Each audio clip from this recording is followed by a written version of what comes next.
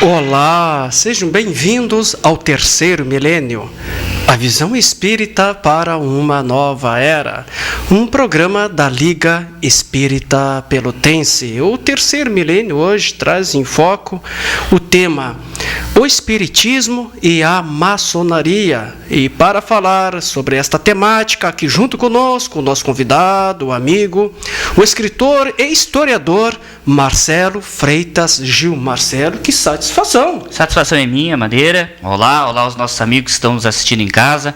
É um prazer muito grande voltarmos aqui ao teu programa para abordarmos um assunto assim tão rico e que gera tantas dúvidas e tantas controvérsias como a questão relacionada especificamente à maçonaria. E então já te pergunto, Marcelo, o que é a maçonaria? É uma religião? É uma seita? Afinal, o que é a maçonaria? Bem, Madeira, existem uma série de mitos em relação à maçonaria e as pessoas têm um conhecimento muito pequeno, em geral, a respeito desse tema. Se criou, na verdade, uma verdadeira campanha difamatória ao longo dos séculos contra a maçonaria, se associando a maçonaria ao satanismo, se associando a maçonaria à magia negra, enfim. Tudo isso tem uma razão de ser, tudo isso tem uma explicação histórica. A maçonaria não é uma religião, a maçonaria também não é uma seita, a maçonaria é uma sociedade fechada, também não é uma sociedade propriamente secreta, porque nós sabemos onde ficam os seus locais de reunião, conhecemos muitos dos seus membros, então não podemos dizer que ela seja efetivamente uma sociedade secreta, como normalmente se diz. É uma sociedade fechada que foi criada ao longo de uma série de anos, no final da Idade Média, início da Idade Moderna, depois vamos falar especificamente sobre isso, para congregar, reunir pessoas interessadas em investigar uma série de assuntos que, à época em que a maçonaria foi criada, eram proibidos de serem tratados. Eram proibidos de serem estudados, de serem abordados. Na época em que a maçonaria surgiu, vivia-se sob a ditadura do trono e do altar, ou seja, na Europa, onde surgiu a maçonaria, havia o absolutismo monárquico, os reis absolutistas que detinham todo o poder, e por um outro lado, a Igreja Católica, ela controlava efetivamente a liberdade de pensamento, ela controlava a produção de conhecimento. Então, a maçonaria constituiu-se como uma sociedade fechada, discreta e não secreta, formada inicialmente por homens que se interessavam em estudar uma série de temas ligados à questão da espiritualidade, ligados à questão do misticismo, ligados à questão do ocultismo, que também não tem nada a ver especificamente com a magia negra, como muitas pessoas costumam associar. Essa sociedade, então, foi se desenvolvendo ao longo dos anos e chegou até os dias de hoje e não é formada apenas por homens, como muitas pessoas pensam. A maçonaria, ela se constitui através de diversos ritos diferentes. Esses ritos podem ser masculinos, podem ser femininos ou mistos, ou seja, existe dentro da maçonaria ritos que recebem somente homens, ritos que recebem somente mulheres e ritos que são mistos, recebem homens e mulheres. Ela funciona como uma sociedade iniciática, ou seja, o indivíduo, para ser admitido entre os maçons, para ser admitido na maçonaria, ele precisa passar por um processo de iniciação, onde ele então é recebido dentro da ordem maçônica, que é universal, apesar de se dividir em diversos ritos, e faz ali todo o seu progresso através de graus. Vai se ascendendo de um grau ao outro e em cada grau se estudam uma série de temas. Volto a dizer, todos esses temas são relacionados a questões espirituais, a questões metafísicas, ao conhecimento que antigamente era chamado de esotérico com S. Porque existe o conhecimento esotérico com S e o conhecimento esotérico com X. Antigamente, normalmente, aquilo que era ensinado para o povo, aquilo que era ensinado para as massas, era o esoterismo com X, para fora dos templos. Certo. Internamente, normalmente os sacerdotes estudavam uma série de temas que eram interditados, ou seja, que eram proibidos para o povo, para as massas. É o chamado esoterismo com S.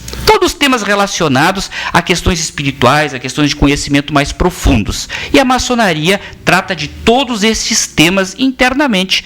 E surgiu em uma época, obviamente, que tudo isso era proibido, tudo isso era interditado. Não se podia sequer cogitar desse tipo de estudos, porque a igreja interditava, a igreja proibia esse tipo de abordagem. Marcelo, toda religião, seita ou doutrina, ou também sociedade, ela teve um início, ela não nasceu do nada, né? E aí eu te pergunto, quando surgiu a maçonaria? Bem, Madeira, esse é um tema bastante complexo, nós precisaríamos de um programa inteiro falando sobre isso. E é controverso esse tema entre os historiadores. Há, inclusive, historiadores maçons que costumam dizer que a maçonaria começou lá no Egito Antigo ou entre os hebreus. Na verdade, a maçonaria ela é herdeira de uma tradição que vem realmente do Egito Antigo há pelo menos 5.000 anos atrás. Lá no Egito Antigo, como eu disse há pouco, havia a religião esotérica com X para as massas e a religião esotérica com S para os iniciados, para aqueles que tinham acesso ao templo e que aprendiam junto aos sacerdotes. A maçonaria é herdeira dessa tradição, como é herdeira também da tradição hebraica. Os hebreus tinham também este costume, né? Os sacerdotes ensinavam ao povo aquilo que se costumava acreditar como sendo possível do povo compreender, enquanto que no interior dos templos uma série de temas eram aprofundados, estudados com uma profundidade muito maior. A maçonaria é herdeira de todo este conhecimento. No entanto, ela como entidade organizada efetivamente, como uma sociedade de pessoas, ela se estrutura a partir do final da Idade Média, início da Idade Moderna, ou seja, nos anos de 1500, 1600, aí efetivamente a maçonaria se organiza como uma sociedade, formada por aqueles que eram construtores de catedrais na Europa. Os maçons, pedreiros. Maçom quer dizer pedreiro. O processo de construção de uma catedral era um processo extremamente complicado. E pouquíssimas pessoas dominavam o segredo de como construir aquelas catedrais góticas na Idade Média, onde tudo era sustentado à base de pedras, onde não havia ainda concreto. Enfim, quem conhece as catedrais góticas, mesmo que seja pela internet, através de livros, na televisão, sabe a grandiosidade que são essas catedrais. Então, algumas pessoas dominavam o segredo de como construir essas catedrais.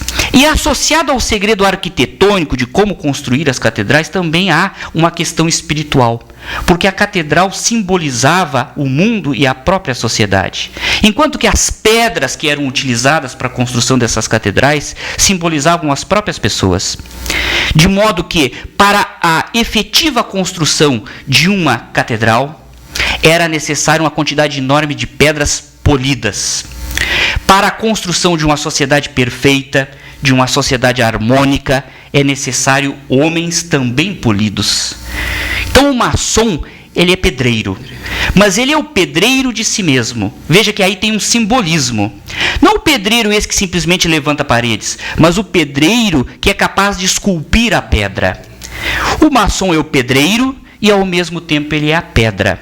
Na simbologia maçônica, as arestas desta pedra simbolizam os defeitos, os vícios, que precisam ser polidos pelo próprio pedreiro. Esse processo de construção de uma catedral, ele simboliza justamente a construção de uma sociedade justa e perfeita, uma sociedade harmoniosa. Então, dentro dessas sociedades de pedreiros, pôde-se desenvolver todo esse conhecimento esotérico, todo este conhecimento espiritual, mas sempre colocado ao público de forma simbólica. Porque esses estudos eram proibidos nesta época, não se podia cogitar desse tipo de assunto. Certo. Marcelo, sempre ouvimos falar que a maçonaria esteve presente em episódios importantes da história do Brasil. Tu Poderias, assim, nos citar alguns exemplos desses episódios importantes da história do Brasil, a qual a maçonaria esteve presente? São muitos, podíamos ficar aqui falando uma tarde inteira sobre esses episódios. De modo geral, a maçonaria, nos últimos séculos, ela esteve presente nos grandes episódios mundiais e também brasileiros. Nós podemos citar, para que se fique num exemplo apenas, já que o nosso tempo é curto, a nossa Revolução Farroupilha aqui no Rio Grande do Sul. A Revolução Farroupilha. A Revolução Farroupilha teve uma participação enorme da maçonaria. Inclusive, a professora Eliane Lúcia Colucci, professora da Universidade de Passo Fundo, doutora em História, na sua tese de doutorado em História, ela provou que as decisões principais em relação à Revolução Farroupilha, inclusive no que diz respeito ao início do processo revolucionário, foram tomados dentro de lojas maçônicas. A loja maçônica é o local onde os maçons se reúnem e estão ali cobertos pelo segredo. A decisão de deflagrar a Revolução Farroupilha foi tomada dentro de uma loja maçônica em Porto Alegre. Ali foi todo o processo planejado. A nossa Revolução Farroupilha teve, durante todo o seu percurso histórico, dos 10 anos em que o processo revolucionário se estendeu, uma participação enorme da maçonaria. Aliás, o Garibaldi, que veio da Itália para o Rio Grande do Sul para atuar aqui, veio através da maçonaria. Ele era maçom, Bento Gonçalves também era maçom, os principais líderes da Revolução Farroupilha eram maçons, e todo o processo de intermediação das negociações para que o Garibaldi viesse da Itália para o Brasil, especificamente para o Rio Grande do Sul, foi feito através da maçonaria. Depois ele vai, antes do final da Revolução Farroupilha, ele vai para o Uruguai. Ele não volta diretamente para a Europa. Também nesse momento teve papel muito importante a maçonaria para efetivar essa ida dele para o Uruguai, onde ele também lutou pelos ideais de liberdade, de igualdade e de fraternidade, que é o lema da maçonaria e que está como lema da nossa bandeira no Rio Grande do Sul. Apenas a palavra fraternidade é trocada por humanidade. A nossa bandeira tem toda a simbologia maçônica na bandeira do Rio Grande do Sul. E lá nós podemos ler liberdade, igualdade e humanidade. Isso. O lema da maçonaria é liberdade, igualdade e fraternidade. Inclusive, o Garibaldi, é importante que se diga que depois que ele volta para a Europa, e ele é chamado de herói de 2 mundos, de 2 continentes, porque é uma pessoa extremamente conhecida no Rio Grande do Sul, no Uruguai e na Itália. Lá ele fundou um rito maçônico que é misto, congrega homens e mulheres. Ele é um dos patriarcas da maçonaria a nível mundial. Então são inúmeros os episódios, como a proclamação da República, a proclamação da independência do Brasil, o processo de abolição da escravatura, enfim, em todos esses episódios da história brasileira, a maçonaria esteve presente, sempre guiada por este ideal de igualdade, de fraternidade, de humanidade, ou seja, proclamando que todos os homens são iguais, não apenas perante a lei, mas também perante o grande arquiteto do universo, que é a denominação que a maçonaria dá a Deus. Porque na maçonaria se encontram pessoas das mais diversas religiões. E todos os que se congregam dentro da maçonaria se dirigem a Deus como sendo o grande arquiteto do universo, ou seja, aquele que planejou e efetivamente construiu e sustenta pelo seu pensamento a obra da criação. Igualdade, fraternidade e humanidade, a bandeira do Rio Grande do Sul proclama o lema que é da maçonaria. Eu vou te fazer 2 perguntas em uma só, Marcelo. Pois não, Madeira. Allan Kardec era maçom? Existiram ou existem espíritas famosos que foram ou são maçons? São inúmeros os espíritas que são maçons, não só no Brasil, como em todos os lugares do mundo. Com relação à questão de Allan Kardec, há aí uma polêmica. Isso nunca ficou elucidado. Alguns historiadores um pouco afoitos, sem as devidas precauções e sem também as fontes históricas confiáveis, já afirmaram que Allan Kardec era sim maçom. No entanto, as pesquisas exaustivas que foram feitas por um colega nosso, historiador que já desencarnou, Eduardo Carvalho Monteiro, grande historiador brasileiro, historiador espírita, junto ao Grande Oriente da França, que é a obediência maçônica da França, ou seja, a Federação das Lojas Maçônicas da França, Eduardo Carvalho Monteiro teve vários meses pesquisando se realmente havia registros no Grande Oriente da França sobre a iniciação de Allan Kardec e não pôde comprovar isso.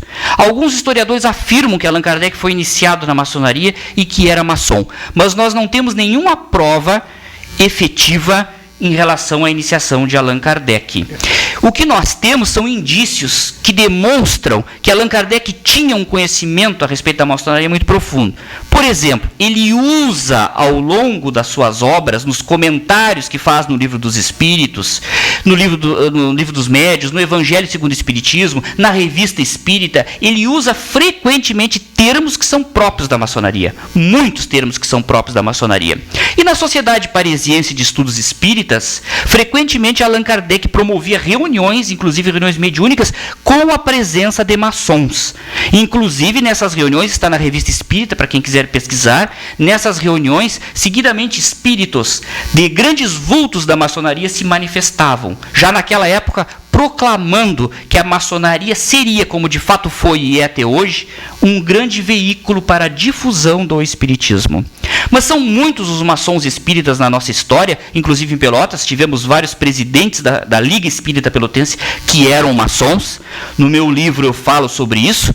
E o nome mais lembrado sempre quando se fala na associação do espiritismo com a maçonaria é o de Leon Denis, o grande discípulo de Allan Kardec, o continuador da obra de Allan Kardec, que eu particularmente considero um dos maiores filósofos do século XIX e início do século XX. A obra do Leon Denis é fantástica.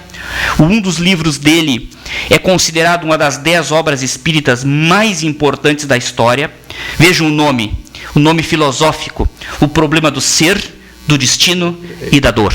Uma obra fantástica que todo espírita deveria ler.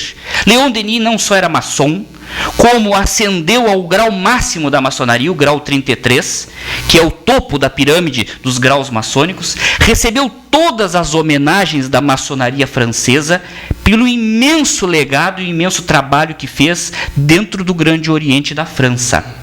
É um nome respeitadíssimo, o de Leon Denis, na maçonaria francesa, pelo legado que deixou, pela obra filosófica que deixou. E nós podemos ver, quem conhece a simbologia, quem conhece os termos maçônicos, seguidamente pode ver nas suas obras indicações do seu pertencimento à ordem maçônica. Poderíamos falar de vários outros vultos espíritas maçons, mas o Leon Denis seguramente é o mais conhecido. Certo. Marcelo, e que relações existe entre o espiritismo e a maçonaria? Que relações existem? Bem, Madeira, são inúmeras as relações que existem entre espiritismo e maçonaria. Eu, inclusive, estou preparando um trabalho sobre isso, porque este tema é muito pouco conhecido, inclusive entre os espíritas. Como eu disse, a maçonaria sofreu uma verdadeira campanha difamatória ao longo dos séculos, onde ela foi associada ao satanismo, onde ela foi associada à magia negra, enfim. Nós sabemos o porquê disso. A maçonaria foi, durante séculos, a única instituição no mundo que a Igreja Católica não conseguiu controlar. A verdade é esta. E como a Igreja não conseguia controlar a maçonaria, como a Igreja não conseguia controlar os maçons, que proclamavam a liberdade de pensamento, que proclamavam a liberdade diante do trono e diante do altar, a Igreja criou essa campanha difamatória contra a maçonaria. Então é um tema pouco conhecido. São inúmeras as relações entre espiritismo e maçonaria, principalmente no que diz respeito à reforma íntima, que é o ponto central da doutrina espírita. O ponto central do espiritismo, quem é espírita sabe disso, é a reforma íntima. Nós estamos aqui reencarnados para nos reajustarmos e não para nos desajustarmos. Às vezes nos desajustamos, às vezes saímos daqui mais endividados do que quando entramos. Mas o nosso objetivo na reencarnação é o reajuste, através da reforma íntima. Precisamos verificar em nós onde estão os nossos vícios, onde estão os nossos defeitos, para superá-los. Não adianta ficar procurando defeitos nos outros. Não adianta ficar procurando onde estão os problemas nos outros. E sim em nós. Jesus já nos fala disso em palavras poéticas no Evangelho. quando nos diz, né, hipócritas, vedes um cisco no olho de vosso próximo, enquanto não vedes uma trave no vosso olho. Essa passagem do Evangelho é muito citada também na maçonaria, porque Jesus é tido pelos maçons como um grande mestre espiritual também. Então, o objetivo principal do espiritismo é a reforma íntima, e a da maçonaria também.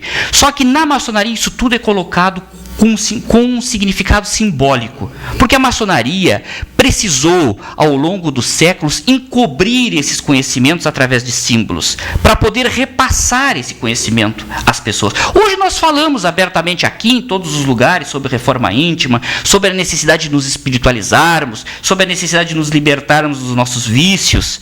Mas antigamente não se podia falar disso, Madeira. Quem falasse disso era preso e ia para a fogueira da Inquisição. São inúmeros os exemplos de pessoas que foram queimadas nas praças por falar abertamente disso. Então a maçonaria encobriu esse conhecimento através de símbolos e repassa esse conhecimento através de símbolos. Quando um indivíduo é iniciado na maçonaria, na cerimônia de iniciação, é mostrado para ele uma pedra bruta, uma pedra toda irregular, e é mostrado para ele uma pedra cúbica, perfeita. E se diz a ele, o teu objetivo é sair daqui, desta pedra irregular, e chegar nesta pedra cúbica. Tu és a pedra e o pedreiro de ti mesmo. Precisas desbastar a pedra bruta. O que é isso? Burilar a pedra. É justamente a reforma íntima. Burilar a pedra, que é o trabalho do maçom, significa justamente se despojar dos seus próprios vícios, dos seus defeitos. Tornar-se uma pedra cúbica significa tornar-se um indivíduo perfeito. E é justamente isso que a maçonaria, que o espiritismo também nos ensina, nos dizendo que através do processo de reencarnação nós vamos nos aprimorando. Todos fomos criados simples e ignorantes, e todos estamos destinados à perfeição. O trabalho do maçom é justamente esse. Há um determinado ensinamento maçônico que diz que o maçom deve buscar cavar masmorras para sepultar os seus vícios e construir catedrais às virtudes. Que é isso, senão a reforma íntima que o espiritismo nos ensina, através de uma linguagem simbólica, através de uma linguagem coberta, para que as pessoas, na época em que a maçonaria surgiu, que não estivessem diretamente ligadas a ela, não pudessem entender o que estava sendo transmitido ali. Portanto, são afinidades que espiritismo e maçonaria apresentam. São dois corpos doutrinários muito semelhantes no que diz respeito a este tema e a inúmeros outros temas. Perfeito, Marcelo. No espiritismo não há rituais e não se acredita, né, no poder dos rituais. Na maçonaria, pelo que sabemos, as cerimônias são carregadas de rituais, a qual tu agora há pouco ainda estava abordando um pouco sobre isso. Se é assim, te faço uma pergunta. É possível conciliar o espiritismo com a maçonaria? O indivíduo que é espírita e maçom ao mesmo tempo não está, assim, em contradição? De modo algum, Madeira. É perfeitamente possível conciliarmos maçonaria e espiritismo, tanto que grandes vultos do espiritismo, como Leon Denis, souberam conciliar maçonaria e espiritismo. O espiritismo, na verdade, condena o apego aos rituais, condena a crença supersticiosa no poder dos rituais. Certo. E não é isso que ocorre na maçonaria. Na maçonaria, os rituais são utilizados para repassar um conhecimento, que na época em que a maçonaria surgiu, este conhecimento não podia ser repassado como nós estamos repassando aqui agora, porque certo. Isso era proibido.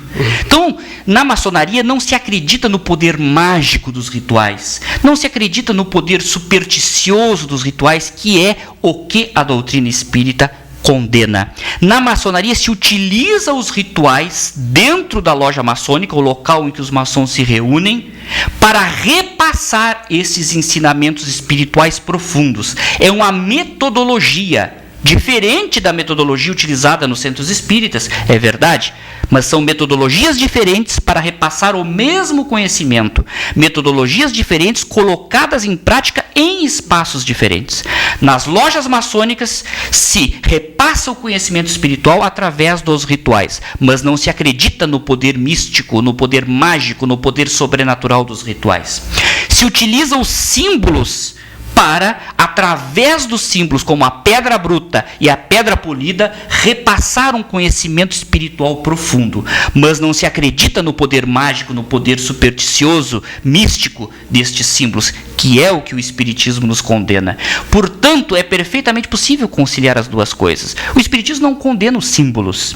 O Espiritismo condena a crença supersticiosa no poder mágico e sobrenatural dos símbolos.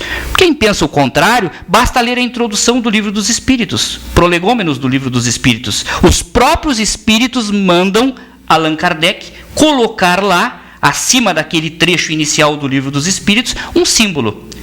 O símbolo da parreira, como nós chamamos aqui, onde a uva, o bagaço, o caule, a folha, tem toda uma simbologia que os próprios espíritos explicam ali. O Espiritismo não condena os rituais e nem os símbolos. O Espiritismo condena a crença supersticiosa no poder dos rituais e dos símbolos. E não é isso que prega a maçonaria. A maçonaria se utiliza disso para, através da simbologia e dos rituais, repassar um conhecimento espiritual extremamente profundo, em tudo conciliável com a doutrina espírita. Efetivamente, é claro, desde que o espírita não leve os rituais da maçonaria para dentro do centro espírita, porque isso sim é incabível, né? Leon Denis, como eu disse no início, foi alguém que ascendeu ao grau máximo da maçonaria e é apenas um exemplo de espírita famoso maçom que soube praticar a maçonaria dentro da loja maçônica, praticar a doutrina espírita dentro do centro espírita e vivenciar a moral maçônica e espírita em todos os lugares em que conviveu. Marcelo, gostaríamos de ficar mais tempo aqui contigo. Com certeza, é um tema apaixonante esse. Muito apaixonante. Queremos assim te agradecer profundamente a tua presença aqui, trazendo importantes informações e esclarecimentos sobre esse tema, o Espiritismo e a maçonaria. Nosso muito obrigado, Marcelo. Eu que agradeço, Madeira. Fico muito feliz de estar aqui novamente. Esperamos voltar aqui em outras oportunidades. Espero que as pessoas tenham aproveitado. O tema é apaixonante, extremamente amplo e claro que em pouco tempo fica difícil nós abordarmos tudo. Mas foi um prazer muito grande. O prazer é todo nosso. Lembrando que os nossos programas estão disponíveis no portal lep.org.br/Terceiro Milênio. Acesse esse portal que você estará assistindo aos nossos programas. O Terceiro Milênio fica por aqui. Nós agradecemos seu carinho, sua atenção, sua audiência. Lembrando que temos encontro marcado em nosso próximo programa. Nós estaremos aqui esperando por vocês. Desejamos a todos um dia maravilhoso, que tenha uma semana repleta de alegria, sucesso, saúde, amor e muito trabalho do bem. Fique em paz e que Deus nos abençoe.